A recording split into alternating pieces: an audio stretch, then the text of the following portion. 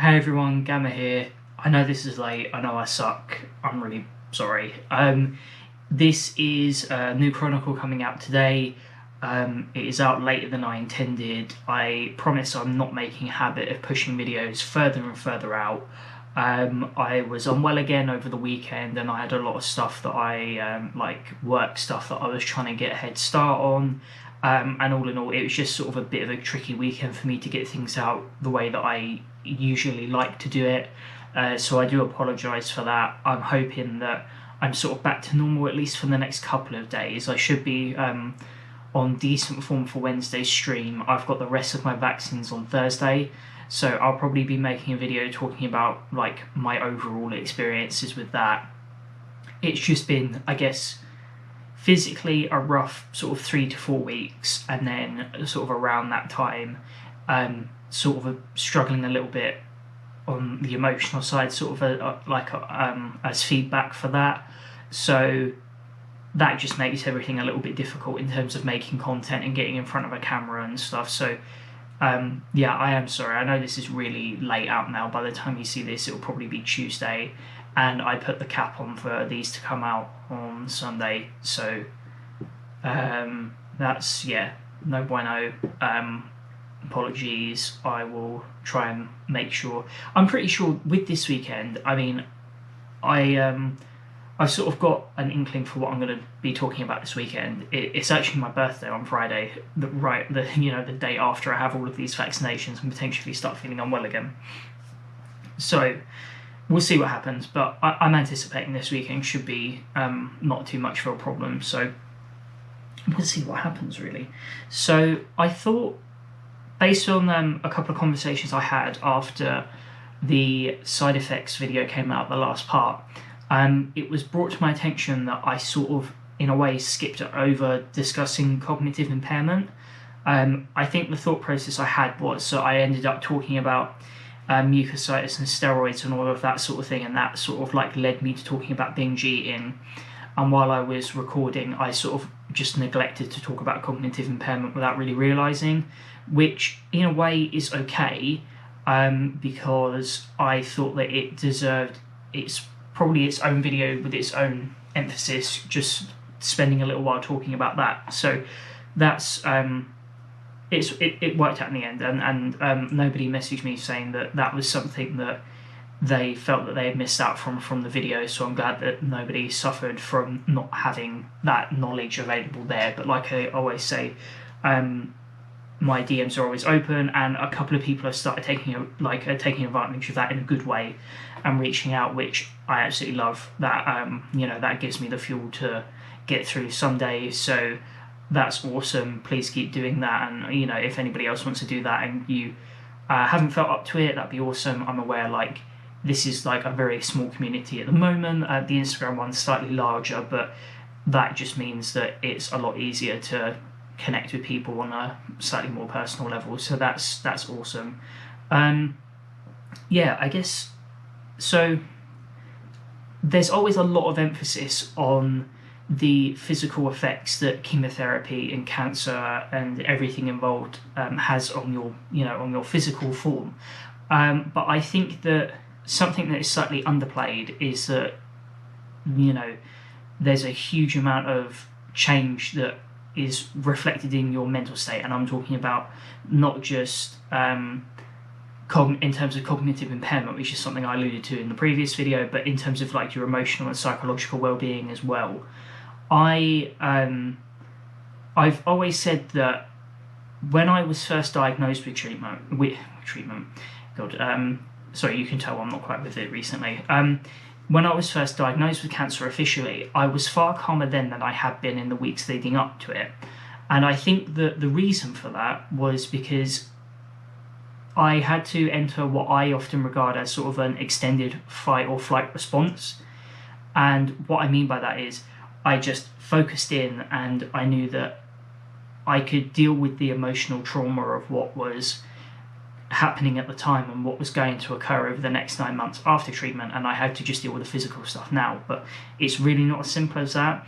I mean, I managed to stave off sort of the breakdowns and I guess the more existential thinking until mostly after I finished treatment, but there was still a lot of difficulty that was going on, and there were a lot of things that I was processing and a lot of thinking I had to do at the time. I think, my nan said this, and it's something that I agree with and that I tell people, and I think when it comes to treatment, the biggest fight is on the mental plane.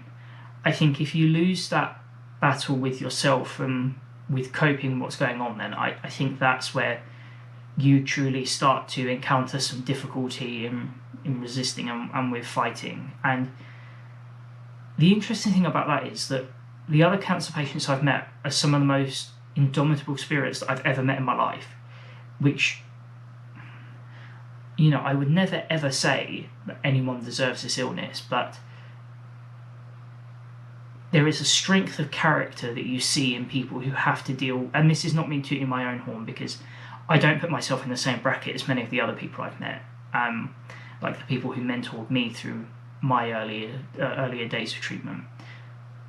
But there's just something about being in such a dire situation, and you just see, it's just a veritable showcase of human resilience and willpower, and it's kind of inspiring. I know it was to me.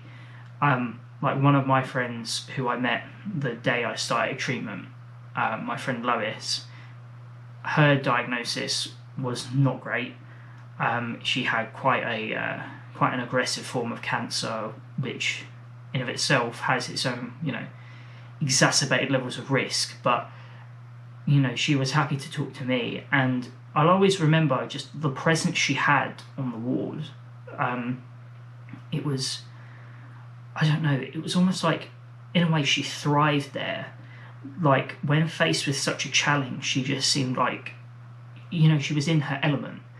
And she forwarded to me the advice that you should get whatever you can from this experience, because it's your journey and you've got to suffer for a long time.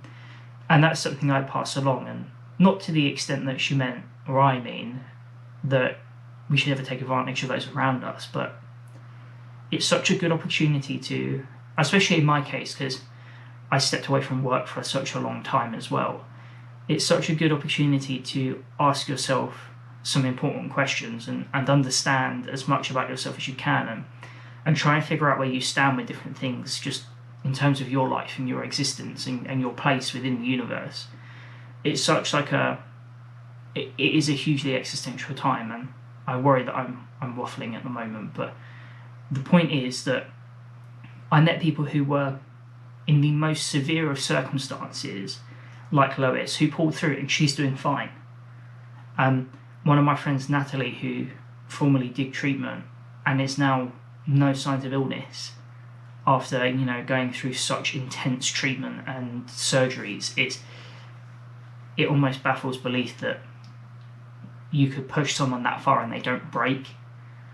And I think it's one of those things where it just proves to me that, and it's something that, I genuinely think on some level that if I hadn't have stayed strong and I hadn't have let it get the best of me up here, I probably would have died.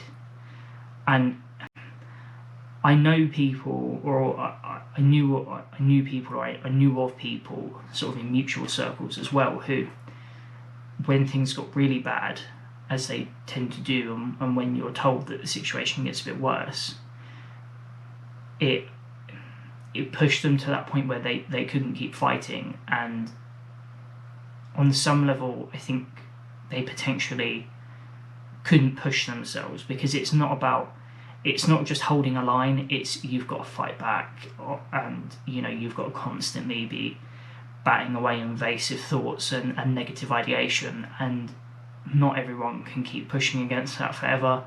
And there are people who aren't around that really should be, because of that. And obviously it's not all a mental game, but I feel like the body requires you to be in like a suitable mental state in order to keep persevering, and sometimes you just hit your limit, and it's such a bloody shame. I mean, I said before that I struggle with the fact that I don't know where a lot of people are. I don't know who's still alive, I don't know who's still dead. And I hate the idea that I probably subliminally have this categorization where I have to predict by character who I think is probably still alive, which is an exact example of how you shouldn't do it. On some level, I think I'm too nervous to find out, so I don't reach out when I really should. I don't hunt down. I'm not a bounty hunter, but like I don't look people up, and I don't make sure that they're okay, which is something that I struggle with. I think that's possibly why I make such an emphasis on, encouraging people to talk to me, because I feel like I like to put myself in that position where I can offer this advice and support. But I think on some level, I think it helps me as well, and I think I need it, because it's important to speak to people who do understand. And I think one of the key tools to staying strong in that mental battlefield is the people around you. And that's not just family, that's not just the people who look after you, but that is other patients, and that is people with comparable experiences who you can relate to and who can guide you through things that they've experienced as well. And it's just such a strong example of how we really do need each other. I think there's sometimes a balance. I think, without getting too philosophical, mostly out of fear that I will show that I really don't know what I'm talking about when it comes to certain things, or I have a very entry level knowledge of other things. But I don't know, I've always tried to rationalize collectivism versus isolationism. Do people cope with difficulty better on their own with their own proven methods, or do we surround ourselves by other people and open ourselves to the possibility of being hurt? And I think I don't fully have all the answers for that. I think I'm not here to tell you which is right, because I don't know. I'm thinking it must be some balance of the two, and that's something that I think is probably on a spectrum. I think people have their own, they're comfortable with their own thing, they'll have their own understanding of it. I hope that makes sense. I think that's me sort of talking about it more from the emotional side of things, and how I felt coming out of it, because I'm still processing things to this day. I mean, it's my birthday this week, and it seems weird, because the little voice in the back of my head is trying to calculate at the minute whether this is this an extra one? Is this a borrowed one I had from treatment? Or is this one I would have made it to anyway? Am I guaranteed this year? I suppose we aren't guaranteed anything, but any of us, but there's always that extra level when you've been through something like this, and there's that extra uncertainty that's sort of hovering above us all of the time. And that's just another obstacle that gets in the way of trying to keep headstrong about it. I think something to keep in mind as well is I've preached strength and I've preached resilience and and all of those things, but and this is something I would have gone back and told myself, and that's that vulnerability is perfectly acceptable as well.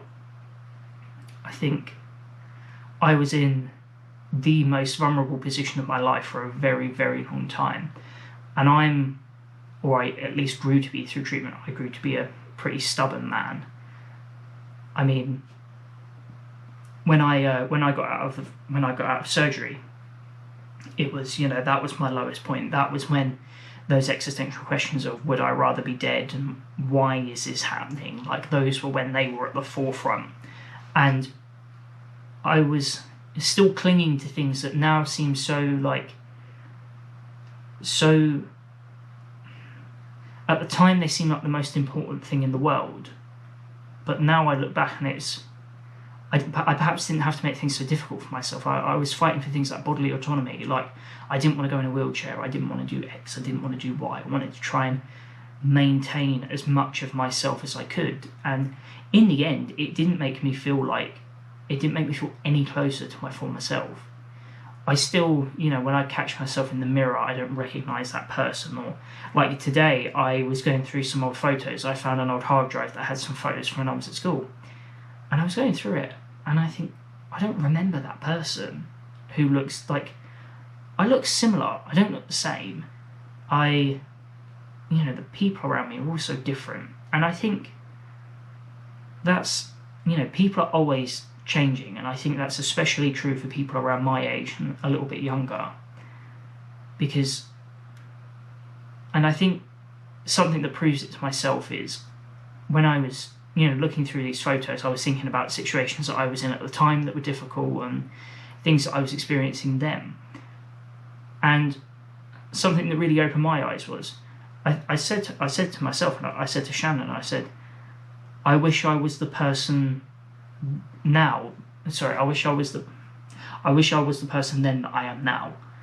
I feel like I collapsed under stress pretty easily back then because I was so preoccupied with things that didn't really seem, well, they did seem important at the time, but they really don't seem important in hindsight. And I feel like I could deal with those things now. Obviously, I would have had to have gone through those things in order to accumulate that knowledge and experience, but I think for me it just validates that even though I've come out of this experience an almost entirely different person in some ways, that's not completely a bad thing. And that's something to keep in mind as well, because you will change. You will not. I think people survive cancer, but the person you are won't. That's a reality that I struggle with, and it's one that many of you will struggle with. But it is not. I don't think it's a bad thing anymore. I really don't. I did for a while, but I could spend all day wishing, to go back in time and being, that person once again that I sort of long for. But if I was there, I think I'd understand that they were far from perfect, and I'd probably become frustrated with the things that, like if I put myself from 4 or 5 years ago in the body I had now, my mind would collapse. I wouldn't understand how to deal with it. And life was plenty hard back then as well. Life wasn't easy. Sucked sometimes. I think I long for the times where it wasn't, because, I am a very lucky person in the opportunities that have been afforded to me and the people I have around me. I just think I don't know. I think I've sort of reached my tether with going into that then. I don't want to treat these chronicles like a therapy session, but that's just, I think about it a lot, and I've been thinking about it today a lot, and I think that's sort of the position I've reached that I want to share, because I think it might elucidate the sort of experience that you might have and the path you might go down, where it's perfectly acceptable to miss who you were before, but it's important that you grow into the person that you have to become to beat cancer, because there are certain traits that you'll develop and parts of you that will change in order to survive. And that person won't be perfect either. I'm certainly not perfect now, but it's a necessary change. And I think if you're open-minded and you're patient with yourself, you'll reach the understanding of how necessary those changes are. And I think you'll reach a point where you'll be grateful for them in the same way that I am. I've sort of ended up going on a bit of a tirade about, I say tirade, I talk about mental health, but